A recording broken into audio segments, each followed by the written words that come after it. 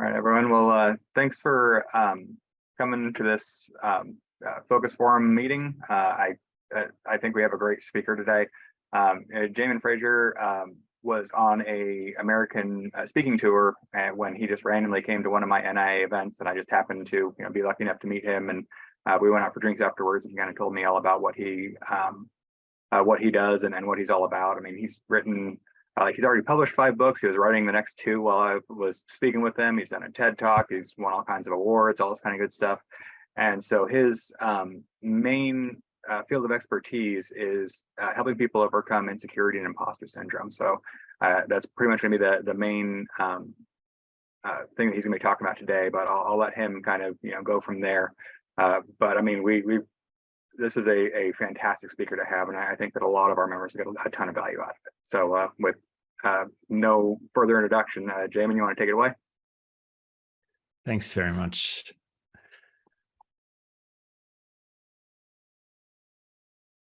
All right, that's coming through. Everyone can see that? Yes, sir. Play from the start. Wonderful. Thanks for that introduction. Thank you so much for having me here. So yeah, the Insecurity project, that's my thing. And I can still remember the day when I was sitting down with my business coach at the time, and I came up with this big idea that I was going to rebrand myself with this name. I'd already been coaching for 8 years at the time, and really, I have an aversion to behavior management as a change strategy. I love seeing people genuinely transform. And so all my coaching conversations in the pursuit of helping people change were really directed beyond behavior, which is just the end of the assembly line, down into the world of beliefs. And I just kept discovering that the things that really got in the way were always self-limiting beliefs. And the worst of those self-limiting beliefs were always about our own value and worth. And so this insecurity issue just keep coming up as the number one hindrance, especially for ambitious people, especially for entrepreneurs and people trying to do big things in the world. It was the thing. And so I thought, well, I'm going to say, this is what I'm going to do. I'm going to help people overcome insecurity. And my business coach said, no, that's the wrong name. People are insecure about being insecure. So you can't just say it from the top. Like no one's putting their hand up saying, hi, Jaemin, I'm insecure. Can you help me? That's not how this is going to work. What will you do when this doesn't work, Jaemin? Because that's the wrong name. And so it took the wind out of my sails for a couple of days. But then I thought, well, hang on, you're not my mum, so don't tell me what to do. And this is what I feel like I was born to do. It feels like a problem that people suffer greatly for not knowing how to solve. And for whatever reason, it seems like such a predictable and solvable problem to me. So it would be very unkind to not talk about this. And I think rather than beating around the bush, let's just get straight to the point. So yes, it's a confronting subject. Yes, it's a vulnerable subject. Yes, the tendency is to run and hide and mask and pretend. But even when people are ready to have a conversation about existential angst and the human condition, sure, well, they'll know where to find me. So that's what I've done for the last 6 years, is just devote myself to being very clear and precise around what to do about insecurity. And I'm absolutely convinced that not only can we solve this, not just manage it, but we must. But I think it's our most important adult work. So I'd love to give you some really practical ideas around how insecurity works. Firstly, like I have an engineering bent to the way I see the world. I'm very pragmatic, very structured. And so when you can see how much structure there is involved in insecurity, it's breathtaking, because most people assume it's mysterious and magical and abstract, and you can't really do anything to touch it. But that's not true at all. And when you see the structure, then it's breathtaking, because the moment you see structure, you can deconstruct. And when you can deconstruct, you can optimize and rebuild. So I'd love for you to interrupt me. I'd love for you to disagree. I'd love for you to ask questions throughout. The aim of this is to be useful to you. So the learning is in participating. So feel free to raise your hand, ask a question, and Justin or Daniel will let me know. So what to do with the imposter syndrome is the title of today. And I think this is part of the challenge with insecurity, is the naming of the problem. Yoda says, names must your fear be before banish it you can, for any Star Wars fans out there. And whenever you call insecurity the imposter syndrome, you're off to a bad start. That does not help, ever, calling it this. I've had people tell me that they're not insecure, but they do struggle with the imposter syndrome. Hands up if you've ever used that language. And look, I've already told you that it's the wrong language, so now I'm judging you. But if you can, yep, imposter syndrome. Okay, well, let's just play with this term and just see why it's a little bit sloppy. So, what do you mean when you say imposter syndrome? Because an imposter is someone who runs the risk of being found out. They are not who they say they are. They're presenting a front, but if you really knew who they were, you would discover they are different, that they are less than the image they're presenting. And so the imposter just fears being found out. They fear that you'll know who they really are. So that's insecurity. That's the heart of insecurity. It's I fear that I'm inadequate and I don't want you to know about it. So let's call it that. And the moment you say it's syndrome, you're now feeling like it's outside of you. It's happening to you. It's just this thing that happens that you wish wouldn't happen, but it does happen. And so, it's just what we do. We struggle. If you're an ambitious person, you will struggle with the imposter syndrome. So just get on with it and manage that. So I find the moment you call it that, you put distance between you and the problem. So I'm going to give you some more precise language and help you understand what insecurity really is, so that you don't even have to use this language, because it's not your experience in life. And a bold claim from the start, right? I do not experience the imposter syndrome, not at all. It doesn't exist in my world. I don't find myself showing up to situations thinking, oh dear, do I belong here? Should someone else be doing this? I feel like the aim of the game when you remove insecurity is that you're able to show up where you belong, at your best, where it matters most, with nothing to prove or defend. And that's not just about my experience. That's really important for the world. If I, as an entrepreneur, a leader, a business owner, I'm sitting on a solution that the world needs, and I show up doubting my ability to deliver that, that's really unkind for the world. How are they supposed to get the solution if I'm not even showing up on purpose? So I am suggesting that insecurity is solvable, and I am also suggesting that I am not insecure. So that's big claims right there, and not many people agree with me. So I don't know how that sounds to you, whether that sounds farcical. Can I Go ahead. My initial like the way that kind of hit me was like, this is kind of a bold, cocky way to be, though, right? Where you say I have nothing to prove, nothing to defend. Is that were those the words that you said? That's exactly, nothing to prove, nothing to defend. I think that's something good to aspire towards, because it seems like a sober thing, right? But yeah. I think we all kind of live with this. Not all of us. I mean, you say that you don't, right? That you don't have that insecurity. No, it's a solvable problem, and I'll show you the distinction around that, because there is an important thing to understand around how and when insecurity shows up after you do understand what it is and you do eradicate it. But yeah, the bold claim stands. So yeah, poke holes in it, dismiss that, try that on, I like it. disagree with that, and see what you think when I show you this process.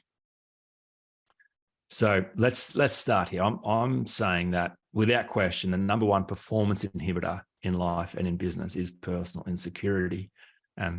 With two caveats. One, especially for entrepreneurs, for leaders, for business owners, for ambitious people, for people who are trying to do something. There are plenty of people who, are insecure, but they're not really inhibited because they're not really doing anything. They are, perhaps they're really happy serving someone else's vision, showing up to a job they don't really like or believe in, and they can show up at 50% efficiency and still get a paycheck and still go home and be a parent and a husband and father, or whatever. And it's like, yeah, it's okay, it's a thing. But for people who are trying to do something, who've got skin in the game, who are having a crack at life, it's the thing. So ambitious entrepreneurs at midlife, that's the second piece. Now, when I first started the Insecurity Project, I was a little annoying to people because I was saying I'm on a mission to eradicate insecurity from the world. And the moment someone says they're on a mission, you're like, oh dear, here we go. Buckle in. This guy's going to preach at me, tell me why I'm wrong, why they're right, and they're going to need me to do something. So I'm like, that doesn't sound fun at all. And when I was writing my Unhindered book, this diagram came to me just as I was going to sleep one night as a missing piece in the puzzle, because it turns out that insecurity is natural, it's necessary, and it serves a purpose. So this is a generalization and it might not be true for you, but I'd be fascinated to see how many people relate to this. But often insecurity is like rocket fuel in your 20s. Now, the need to prove and defend, like I was saying, I don't need that. But if you do need to prove and defend, that's very useful to you. If someone said, oh, you can't do that, you're stupid, you're dull, you won't, like, right, well, just stand back and watch me and tell me again what I'm not going to do. Like, okay, that motivation. I've heard many people talk about the motivating power of someone telling them they can't or they won't or they shouldn't. And it's that, right, I will prove to you. So very, very useful. Not, it's pretty toxic energy. And it turns out that when you do the thing that they said they couldn't, you couldn't, and you stand on the mountain shaking your fist, look at me, and you tell that person, hey, remember when you said I couldn't do that? They're like, what did I say? What did I say you couldn't do? Oh, I didn't really care, by the way. It was just something I said. So it's pretty hollow victory when you get there. And it's very toxic energy. So I would say it requires the energy of youth to run that, because you steal from Peter to pay Paul, it pose no heed to sustainability. You're just driven. And so it's exhausting. And so I love talking to exhausted people who are, worn out by driving, proving, defending.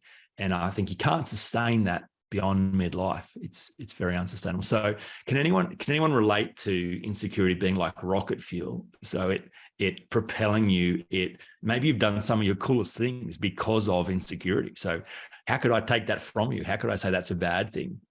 I'm just saying it serves its purpose, but when midlife comes, it's a diminishing return.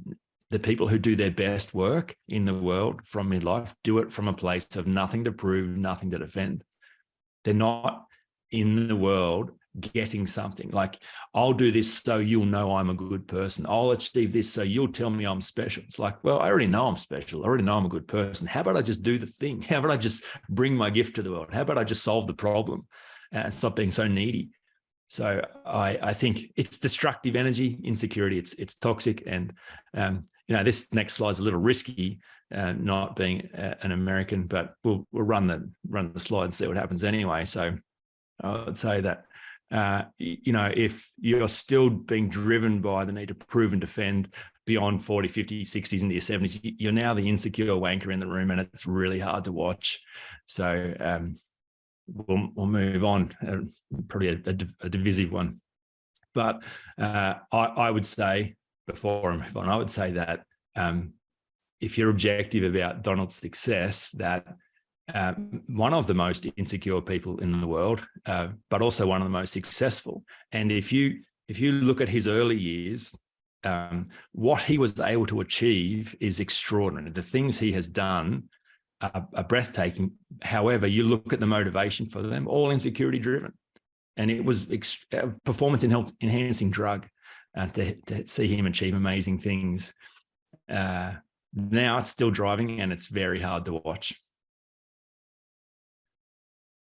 So one other important distinction around insecurity and dealing with it, because my research around readiness for the conversation around insecurity would suggest that it kind of peaks. There's this openness, this window of opportunity somewhere around midlife where a person may be willing to consider, okay, these things I believe about myself are in the way, and I better do something about them because it doesn't look pretty if I don't. This bell curve, people get offended at this bell curve all the time, saying, I'm older than your target, so what, you're telling me I can't change? Well, no, the bell curve says anyone can change. It just says it's harder when you're younger and older, and you're an outlier if that's when you're going to make your change. But I get invited to speak to schools about insecurity, and teachers are so excited about that, and parents so excited. Oh, Jaemin, if I knew this when I was 17 or 18, that would have changed my life. But do you know who's not excited for me to speak to them about insecurity? 17 and 18-year-olds. They're little shits. They're not ready for wisdom yet. They're doing their thing. So I just thought, no, let's not talk about insecurity until it's a problem that you can solve. And so I love speaking to ambitious midlifers. They're my people. And they're the people who the world is waiting for to bring the solutions to the big problems. So I love conversations around how to see those people be at their best where it matters most. And I would say the biggest thing in the way of being at your best where it matters most as an ambitious entrepreneur, midlifer, is insecurity. Any questions so far? How are we going? Is everyone still there? Haven't lost anyone? Still here. I love this. So what I'm trying to do is like kind of figure out, because I'm right there at peak readiness for change, right? And I'm trying to see like how this translates in my personal life. So do you think you could maybe like give an example of, somebody at different stages on the bell curve? Well, sure. So I think 40 is this arbitrary milestone. We kind of unconsciously feel like it's somewhere around halfway. So when you're 25, you're like, yeah, there's dysfunction. Yeah, this stuff doesn't work, but it'll sort itself out. It'll be okay.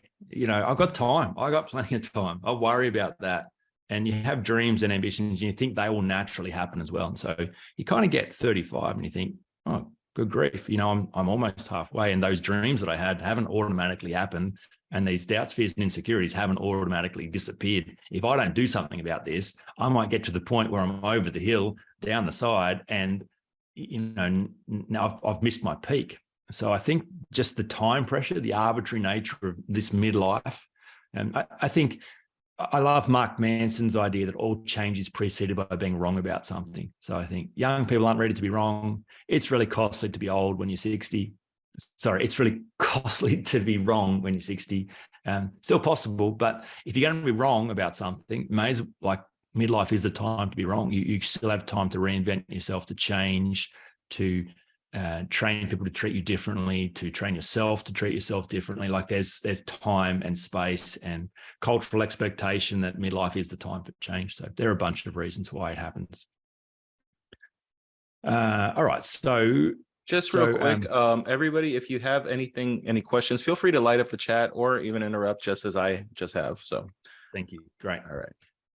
So there is an insecurity test that I've developed that highlights the 5 areas where hidden insecurity costs you the most. So if you're interested in testing yourself, you can do that afterwards. I'll put that link up again. But I'm suggesting that there are 5 ways there hidden and unresolved insecurity actually robs you, especially in business. So this idea of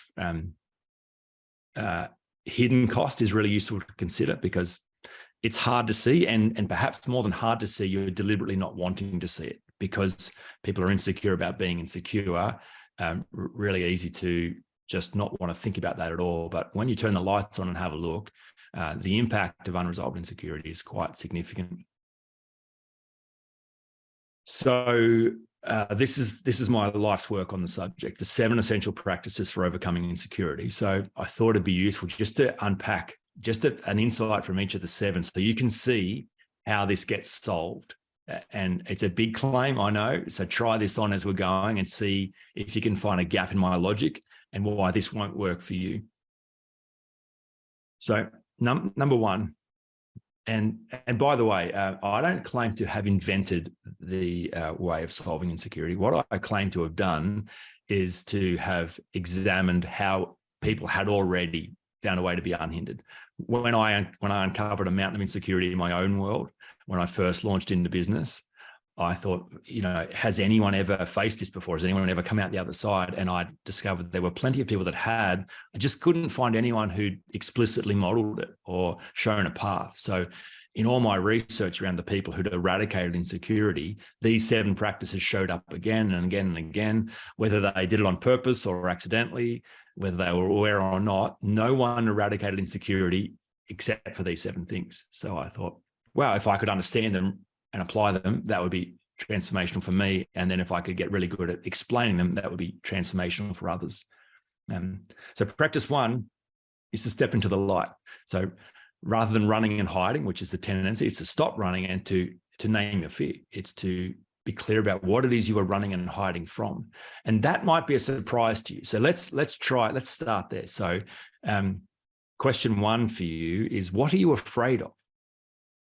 Now, that might sound like a really simple question, but I promise you it's not. And I promise you, you won't know the answer to that question off the bat. You'll think you know, but the way that fear works is you avoid it, you dance away from it. So, but if you're going to solve it, you have to name it. You have to be precise. What is the thing that you are afraid of? So, here's an example around this. When I ask this question, typically it's one of 2 things for people, sometimes both. So, I'll test this in a moment with you, but the first side of fear is around failure. So some people are really aware that they are afraid of failing, i.e., I'm going to try something, I'm going to put my heart into something, and it's not going to work. I'm going to fail. And so I'm really concerned, I'm really worried that I'm going to fail. So the fear of failure is a big deal for some people. For other people, it's more the fear of rejection. It's, I'm going to put myself out there. I'm going to try and be my best, but my best won't be enough. And I'll be rejected. I won't be liked. I won't be loved. I won't be accepted. So hands up for you if you think it's more the fear of failure. It's more like, yeah, look, I don't want things to not work out. Great, thank you. And hands up if you think it's more the fear of rejection. So you're kind of more concerned that you as a person are not going to be accepted. There's a few there. Okay, fabulous. So now don't let me tell you what's right and wrong for you, but none of you are afraid of failure and none of you are afraid of rejection, really. That's not precise. That's not true. Doesn't make sense. I got to deliver a workshop in India. I had 600 year 10 students, and one student put his hand up and said, "Sir, could you please tell me the most effective way to never fail in life? I'd really love your wisdom on that." I said, "Oh, that's really easy. Just sit back down. Don't open your mouth. Don't try anything. Don't do anything ever. Don't stay there for the rest of your life. And that's your only possible way of not failing." Like, yeah, I mean, all the people that inspire you fail all the time. It just doesn't stop them. So if you are afraid of failing, the only way of solving that is to never try. So it doesn't even make sense. And rejection, you think you're afraid of being rejected? Well, there's only one guaranteed way to never be rejected in life. And that's, don't put yourself out there, never talk to anyone, or obsess about pleasing every single person you ever interact with for the rest of your life. It's kind of a nonsense. So try this one, right? It's not the fear of failure, nor the fear of rejection. It's one level beneath, harder to see, but precise. It's the personal implications of failure or rejection that we're actually most concerned about. So if I was to fail, what would that say about me? What would that reveal about who I am? Now it's personal. Now you can see my failings. Now you can see I am a failure. Now you can see I'm inadequate. So rejection, if I was to be rejected, what does that say about me? It kind of says that I don't deserve love, that I'm not worthy of your connection. So there's a problem with me. So we're actually most afraid of what we think is wrong with us. We're afraid of our own worst opinions of ourselves. We just don't want anyone to confirm them. So if you can see this, right, insecurity at its most precise is the fear of your worst opinions about yourself being confirmed by the world. That kind of changes everything, because that word opinion is dramatic here. You are afraid of your own opinion of yourself. Does anyone know what opinion means in the dictionary? Some smart person who'd like to give their best definition of the word opinion. What do you think that word means?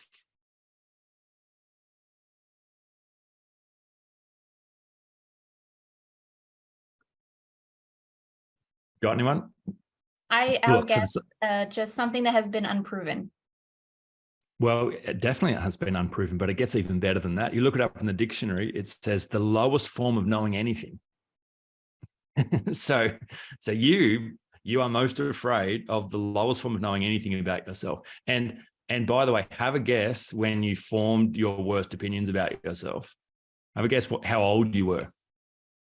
I don't want to have a stab at how old we are when we form our worst opinions. And 5. Yeah, before we're 7. By the time we're 7, we've already made up our mind about what's wrong with us.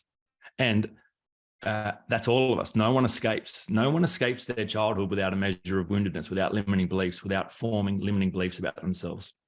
So just to clarify, you are not afraid of failing or rejection. You are afraid of what you think about you, and what you think about you is an opinion, and you form that opinion when you're a kid. So you're being fooled by a kindergartner.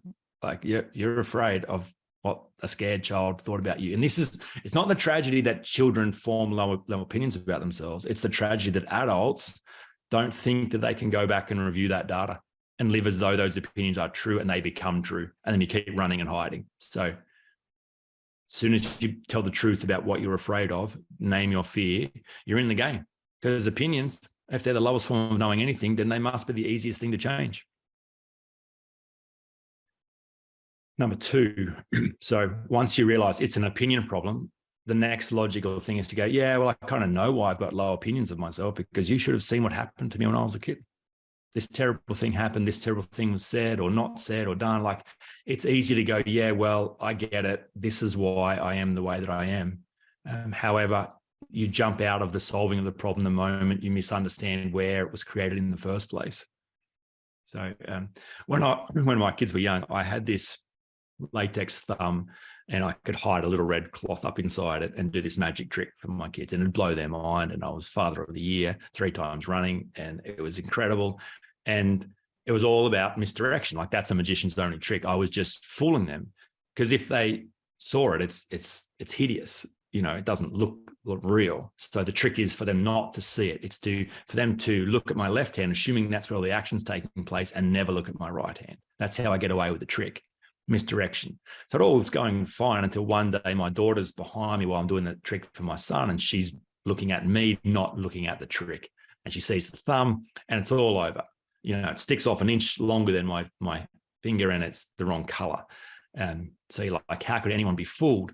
Well, you're fooled when you're not even looking there in the first place. So this idea of misdirection is how insecurity survives in our life.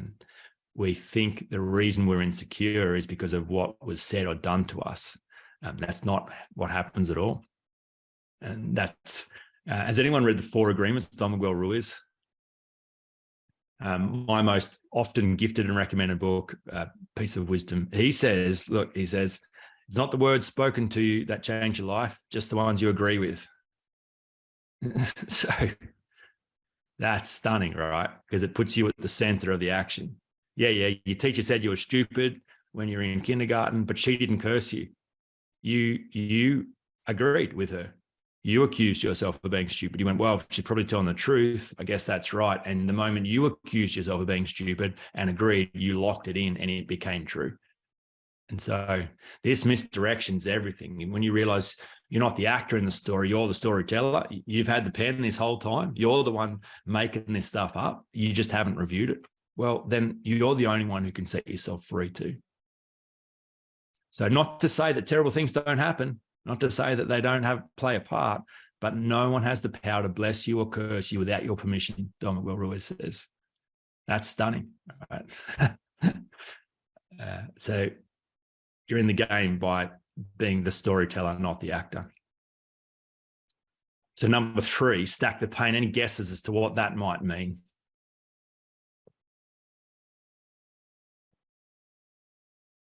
Step into the light is be precise around what you're afraid of, your own worst opinion of yourself. Number 2, responsibility is you created that opinion in the first place too, by the way. You did that. So you're the only one who can change it. Stack the pain. Any guesses? Where you continue to tell yourself the same story and just keep pounding up and reaffirming that belief. Well, that's how it stays in a problem in your life. But to change it, you've got to tell the truth and repeat something else.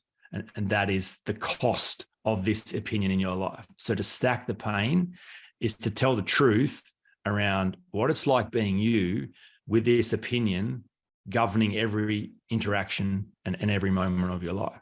And it's so easy to pretend it's just a thing. It's how it is. It's the imposter syndrome. But when you go, hang on a minute, my whole life was impacted by this thing I thought was wrong with me when I was a kid. And I've never reviewed it. I've just lived it as though it's true. It's impacting my relationships, my health, my finances, my business. There's a lot of energy going into proving and defending myself to cover and compensate for the accusation and agreement I made about myself when I was a kid. So just tell the truth. And you build up a massive pain case. And pain's wonderful for change. Like that's how we change. It's when something becomes too painful to continue, we stop it. This is how anyone quits smoking. You continue smoking by ignoring the pain. You quit smoking by doing an accurate cost assessment. And then you tell the truth around the cost and you realize the cost of continuing is greater than the cost of change. So every cell in your body is hardwired to move away from pain. So if you link pain to your worst opinion, you now have a very important reason to do the work and go back and review. Any questions about stack the pain? Because it's actually only half the motivation cycle. So Big Tony Robbins calls this the pressure cooker.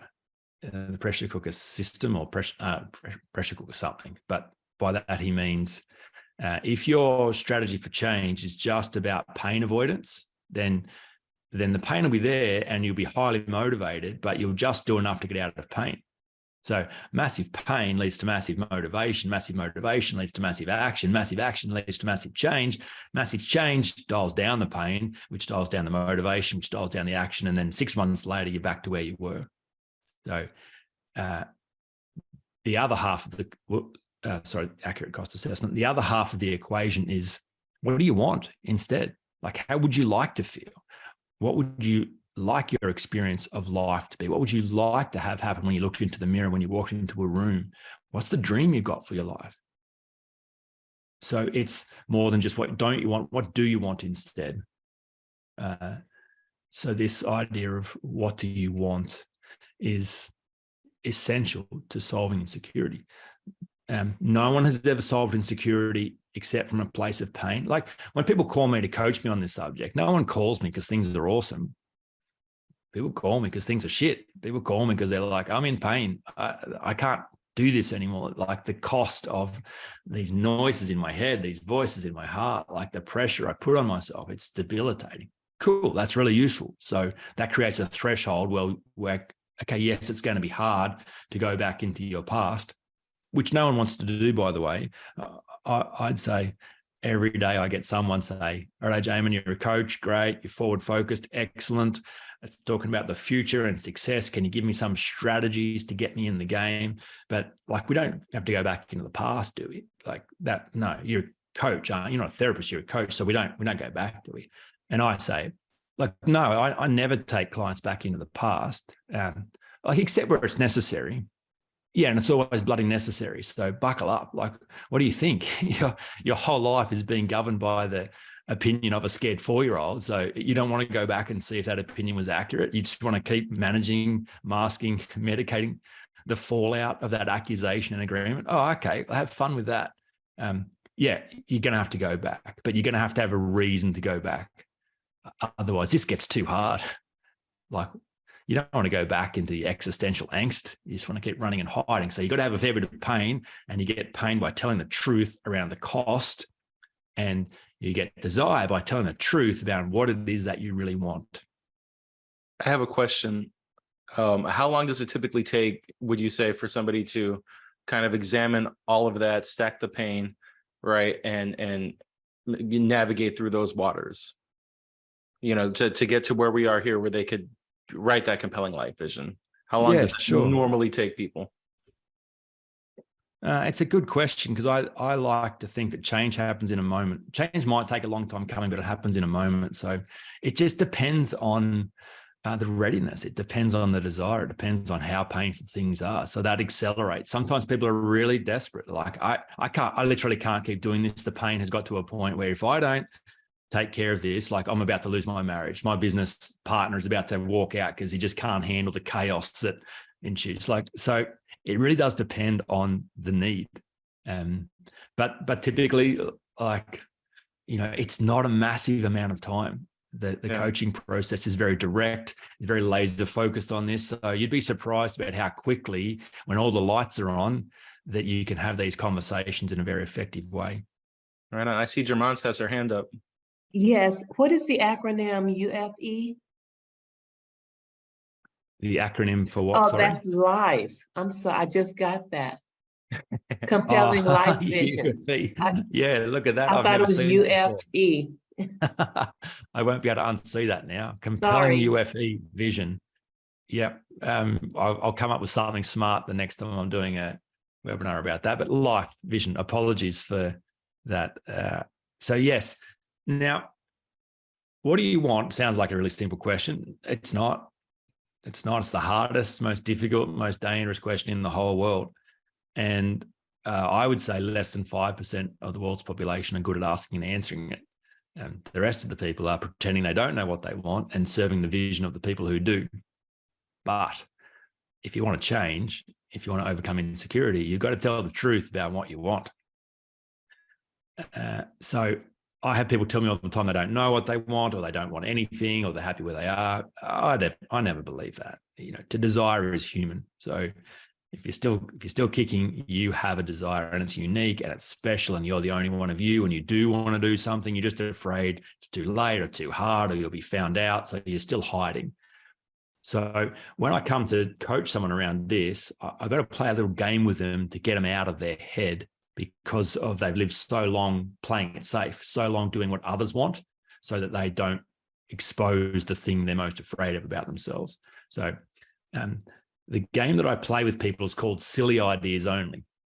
And it's a game I've played with myself for the last 15 years. I've done this almost probably 2 or 3 times a week, every week for the last 15 years. So because you got to have a way of getting out of the pressure. So when I say to people, what do you want? You know, blank page, nice pen, what do you want? It's like, hang on a minute. The moment I write something down, I am accountable and responsible to do that thing. So what if it's wrong? What if I can't? What if it's too big? What if it's silly? So it's just this pressure of before pen hits paper, I don't know, it's too costly. So you got to remove all the pressure. So the Silly Ideas Only game works like this. 2 rules for the game: blank page, nice pen. And I think that's really important, by the way, to actually enjoy the process. So the freedom of a lovely bit of paper and a really nice black pen that smells good, feels good, like just the possibility of a blank page, you could write or do anything. And then the 2 rules. So Silly Ideas Only. What do you want? If you could have anything, what anything would you want? And there is no accountability, rule number 1, no responsibility, rule number 2. Just swing away. Like, if you could have anything, don't tell me that all you want is to, you know, like just make enough to get by, and, you know, and kind of have a good relationship with your kids, and, you know, and have a couple of friends, and, you know, have your business turn over a little bit of money. And that's not what you would want if you could have anything. It's not true. I don't believe you. Now, I did this exercise in a group setting recently, and I said, you know, what do you want? Take a bit of time to work it out, and then someone's willing to share. And this one lady there with her husband, she might have been, you know, mid-50s. I said, you want to share what you got? She says, yeah, I'd love to share what I want. And so she starts sharing, you know, really cliched, boring things. And I just started yawning and said, I'm really bored. Sorry, can you sit down? Like, just stop there. You're hurting us. And she was a bit offended. And to be fair, I had built that kind of rapport in the room where I could get away with that. But I said, I don't believe you. If you could have anything, like if you could actually have anything, that's what you want? No way. What else? There's more. And so she was taken aback, but then thought about it. And it was going around the room and other people were sharing. And then she put her hand up and said, I think I've got something. I'm like, okay. yeah, I'd like to share it. Okay, stand up. What do you want? She says, I want to learn to belly dance. I'm like, yes, now I believe you. Now we got something. Now we're talking. Like, great. What is it about that? She's like, I've got some Mediterranean blood in my genes. And as a little girl growing up, watching that dance form, it was so exotic.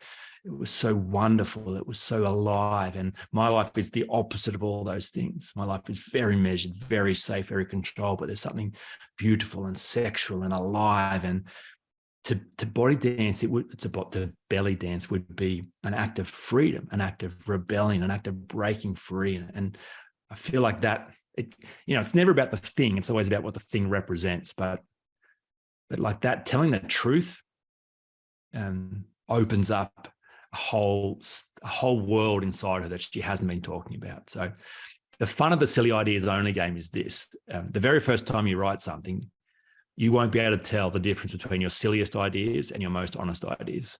You won't be able to tell. That's the fun of this game. It's only as you keep playing this game and you notice patterns emerge and you see, oh, wow, I actually, there's something about this thing that keeps showing up. Turns out some part of me really does want this. And then you can formulate goals and put some structure around it, but not until you're clear about what you really want. So the hero has, so in practice 5, compelling life vision. This, by the way, closely maps the hero's journey. Joseph Campbell wrote a book in the 1950s called A Hero with 1,000 Faces. And he deconstructed storytelling throughout time. And, why do we love some stories and forget about others? And he discovered there were 12 things in the story arc that captured a compelling story. And so he called that the hero's journey, and Hollywood have picked up on it and they write scripts to that thing, which is smart. But in the hero's journey, the hero must have a quest. The hero's got to be trying to do something. Otherwise, like if Frodo's not compelled to rid the world of the ring, why is he risking his life being attacked by orcs every day? Like, it doesn't make sense. Go home to the Shire, Frodo. Like, go back to bed, Frodo. But he must. So this idea of dream is the reason to really free ourselves from insecurity. Without the dream, this all gets way too hard very quickly. What was the name of that book, that hero book? A Hero with 1,000 Faces. It's a complicated book and written some time ago.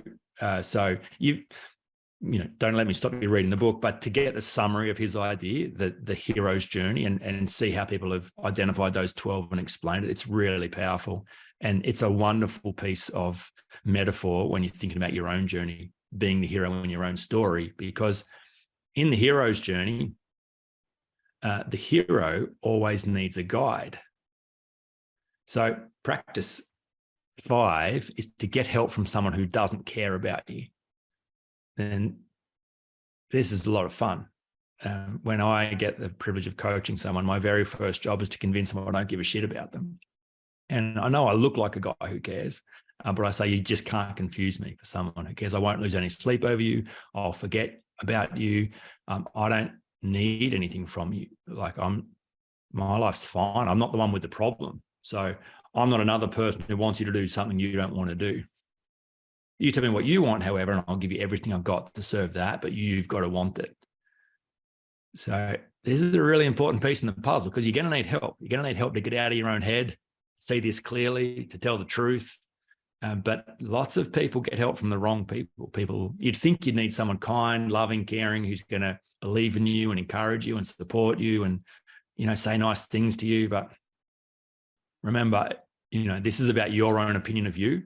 So if this could have been solved by some nice person's opinion about you, your mum would have fixed this for you years ago. You'd be fine. So no one's coming to save you. And this is the hero's journey. Like, it's the weakling who becomes the hero. And the wisdom character is there for a season and then they're gone and it's back to you. No one is coming to save you. So a really important distinction, to find a clean space from someone who is not invested in your results and can help you examine the structure of your own life without needing to fix you. Hard to find, because there are lots of people in the therapy space because they like being heroes themselves. They like to rescue people. You need a wisdom character. There's always a Gandalf, there's a Yoda, there's a Dumbledore, there's a Mr. Miyagi. There's someone who's there to show the hero the way and then get out of the way. So then eventually the hero's got to do the thing, right? The hero's got to go face the monster. And the monster, all the way back to the start, is what? What's the monster? Just see if anyone has been with me this whole time. If the hero's got to go face the monster, what is the monster?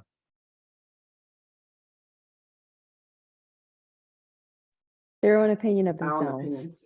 Your own worst opinion about yourself as a scared kid.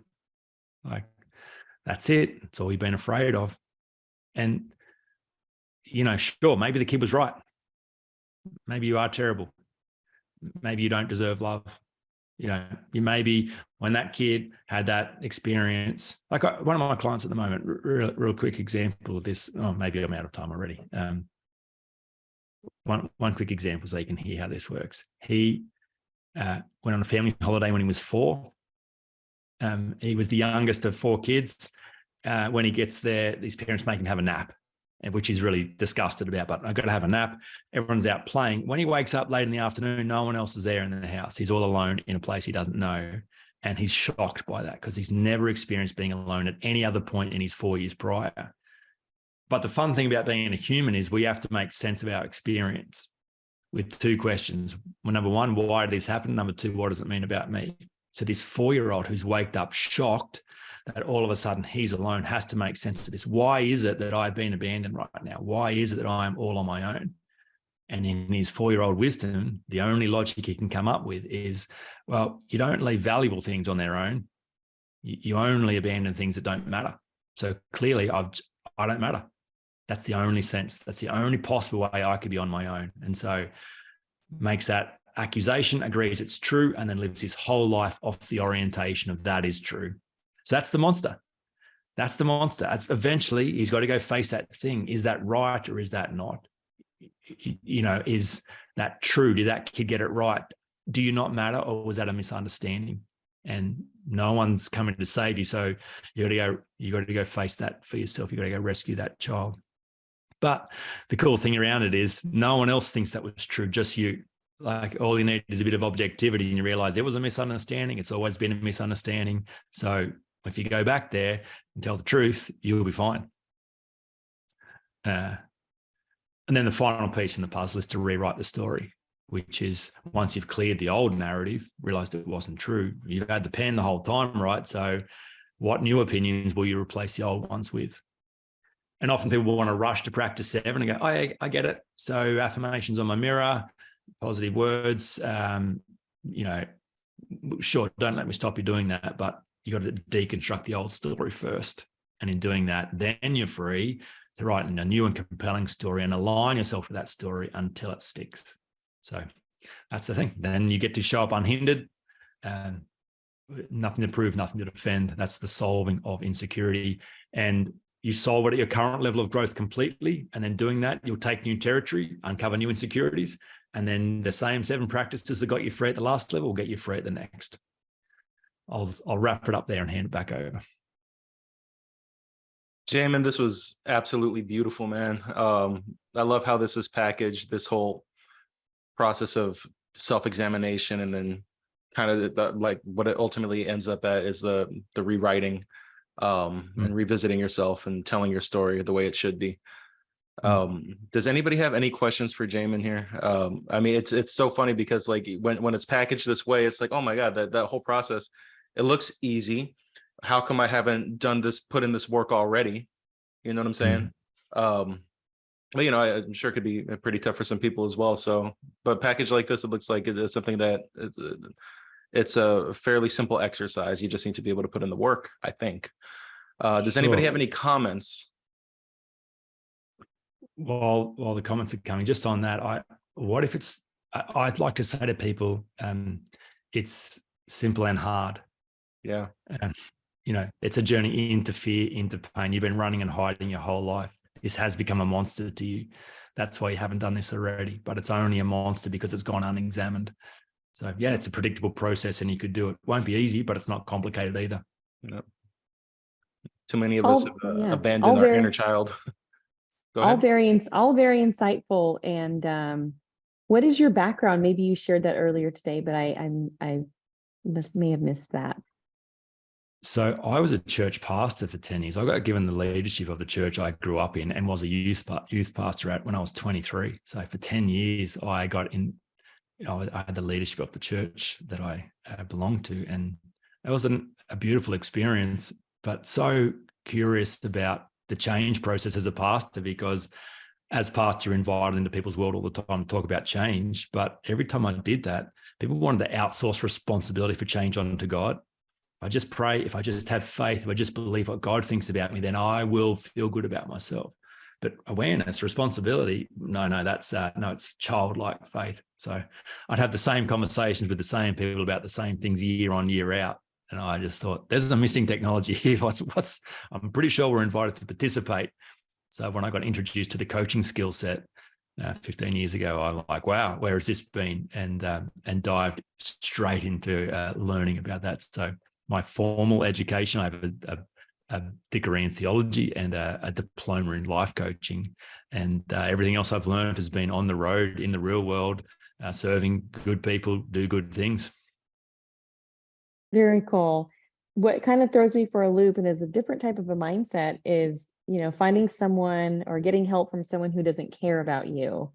I need to meditate on that for a little bit and really think about that, because I'm like, that's interesting. That's a different spin on it.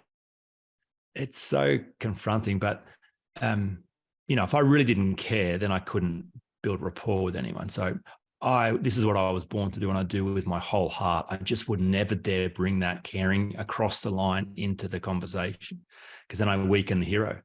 Then I confuse them about who the hero is. Then they think I'm the hero, and they're looking to me to come save them. But I didn't create that opinion. I already know it's not true. They don't know it's not true yet. So it's up to them. So it's fascinating what happens when, just because you know the answer to a question doesn't mean you have the ability to say it to someone. So to position them as the adult, them as responsible, then they draw it out of you, and then they take full responsibility and accountability for what they're discovering.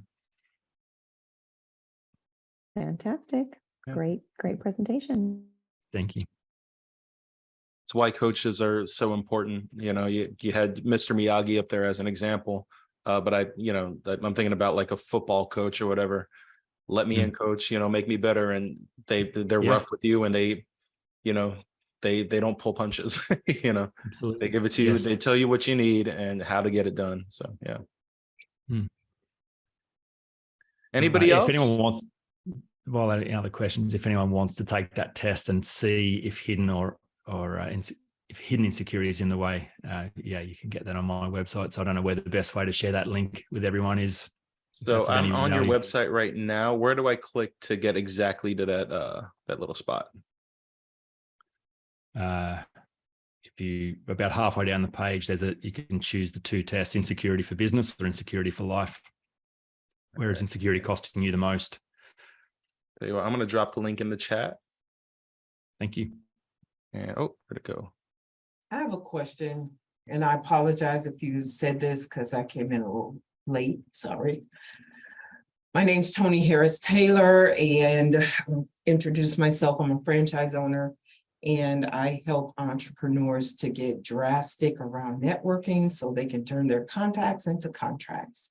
So my question is, how do you know if it's imposter versus introvert? I hear all the time, introvert. And I'm like, is it really introvert, or is it lack of confidence? Great question. So if you think that the central dilemma is an accusation that's become an agreement, then the moment you agree with your own accusation, there's a problem with you. You must develop a strategy so that no one else knows it's true. You must develop a strategy to compensate and cover what you think is wrong with you. So to develop a persona that is introverted is a clever strategy to not stand out, to not be found out, to not have people see what's wrong with you. It's to play a quiet role. So I never believe anyone when they say that they are an introvert. I'm like, no, it's just a strategy. I don't need you to be anything other than that, but let's tell the truth. You are protecting yourself from what you are afraid of by hiding and playing small. That's it. That's it. That is it. Because I know Okay. successful introverts. So that's not the excuse for not wanting to network. Yeah, that's It's right. something else you're trying to hide. Thank you. I don't place much weight on personality tests. I think all they describe is the persona you've developed to meet your needs and protect your fears in this season. And it's just a strategy. Thank you for that. Pleasure. Got a comment in here from Blaine. Amen about some church-going folks expecting God to serve up the change in their life on a golden platter without doing the work. Yeah. There's lots of rhetoric around. Like I was in Vegas when I was over there. There was this huge billboard that says, God does not want us to be adults. He wants us to be children, or some version of that. God wants us to be like a child. Like, hang on a minute. Hang on. That's weird. Childlike faith. That works well for organization, because then you never think for yourself. You never ask any questions. You're always dependent upon someone else. Pretty sure the job is to grow up and be an adult and be mature. That's the design. And adults take responsibility. Adults review. Adults have a lot of resources to make change in their life. Children, none. They're very dependent. So I think that's a little unkind to tell the world that God wants them to be a child. Right on. Does anybody else have anything they want to comment? Feel free to raise your hand or just unmute. If not, I'm gonna go ahead and call it. Jaemin, this was spectacular, amazing. Is there any last bits of contact info, maybe social media, that you wanted to drop and share opportunities, or are we just going with the website? Yeah, well, I mean, my parents gave me the gift of a unique name. If you can work it out how to spell it, I'm very easy to find. I'm the only Jaemin Frazer in the world. So you can find me on the socials, Insta, LinkedIn, Facebook as Jaemin Frazer. My website's jaeminfrazer.com. So if the books that I've written, and particularly the unhindered one, the 7 essential practices, so what I've described here, you can get that from me in Australia, but it's much easier to get it on Amazon here, or it's on Audible. I've read that, so it's my voice recording the book. If you're interested in that, easy to find on Amazon, Audible. Yep. All right. Well, thank you very much. Thanks for having me, though. It's been great. Yeah, this is awesome, man. Thank you very much. Ladies and gentlemen, Mr. Jaemin Frazer, thank you so much. And be sure to join us on the 1st, 3rd, and 4th Wednesday of every month. Next week, we'll be having our Network with the Nations. On the 3rd Wednesday of every month, our Sales Mastery. And of course, like today, our Focus Forum.